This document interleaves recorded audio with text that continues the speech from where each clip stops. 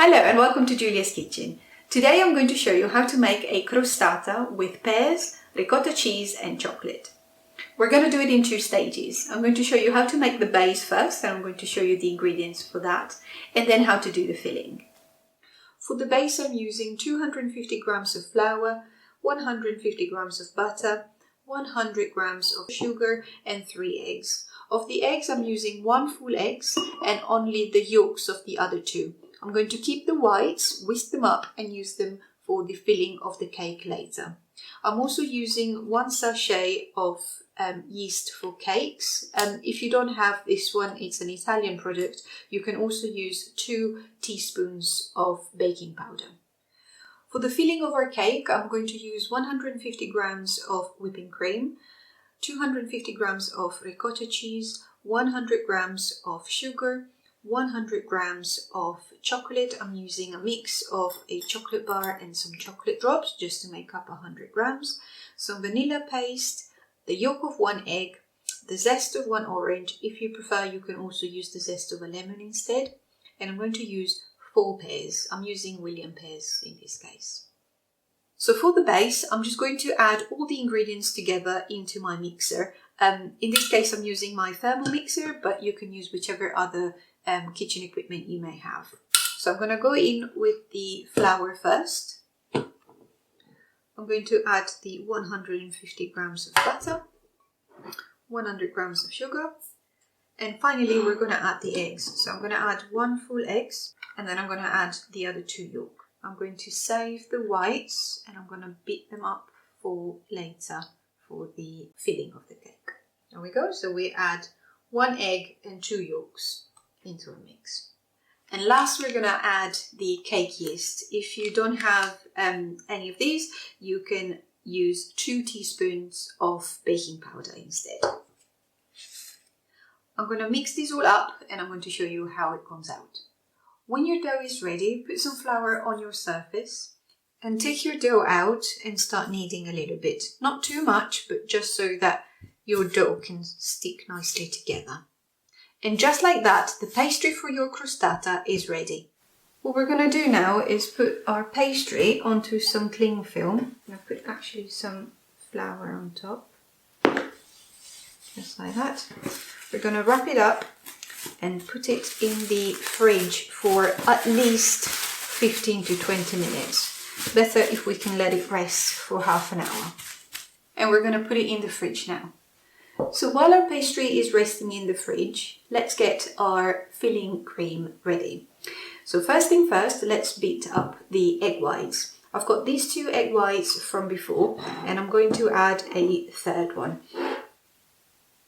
So we're going to keep the yolk for our ricotta cream. So I'm going to put it in here and we're going to whisk the egg whites now.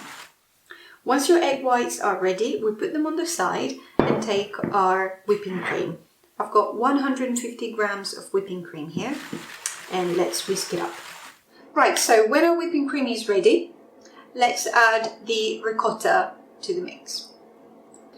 Mix the cream and the ricotta cheese together so that the consistency is nice and smooth.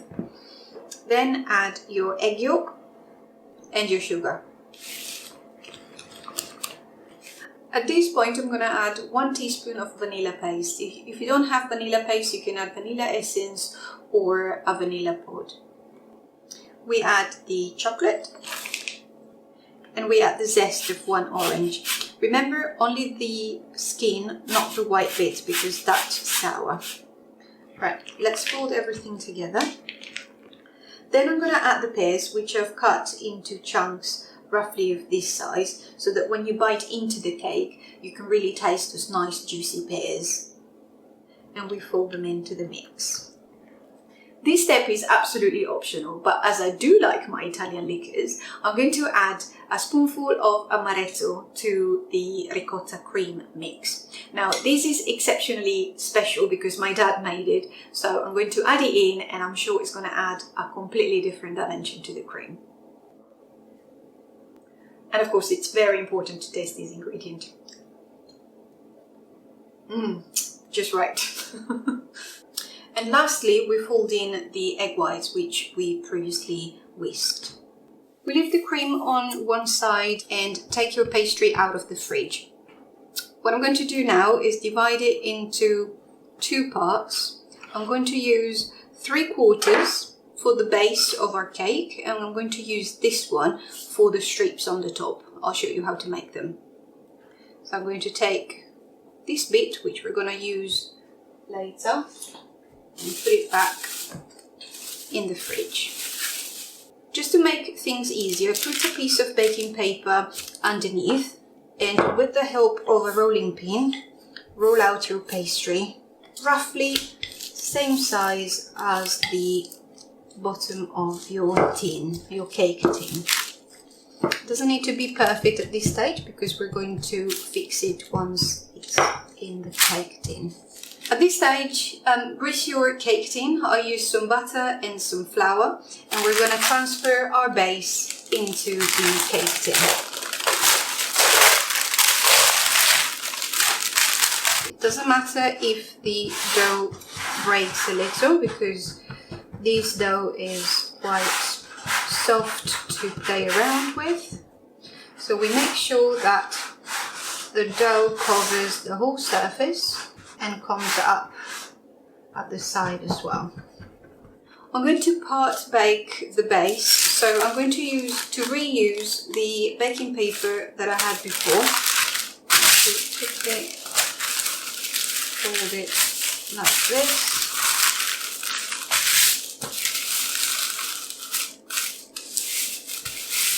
And like this.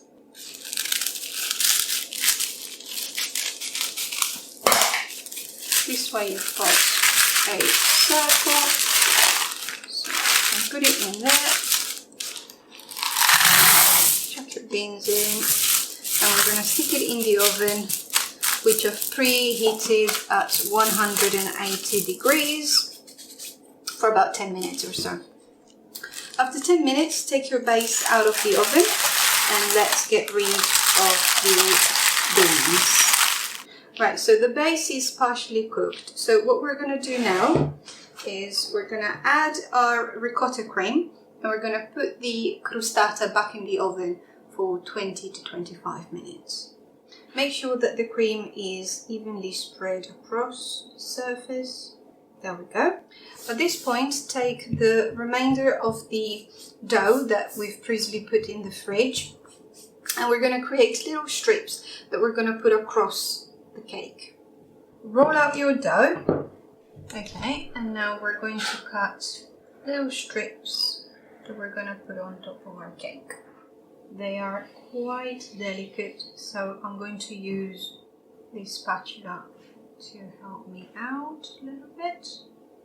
So I'm going to try and put the middle one in first. Continue laying the strips down in one direction and then in the other, so you create some patterns. Once your crostata is done, put it back in the oven for 20 to 25 minutes until nice and golden. And here's our crostata just out from the oven.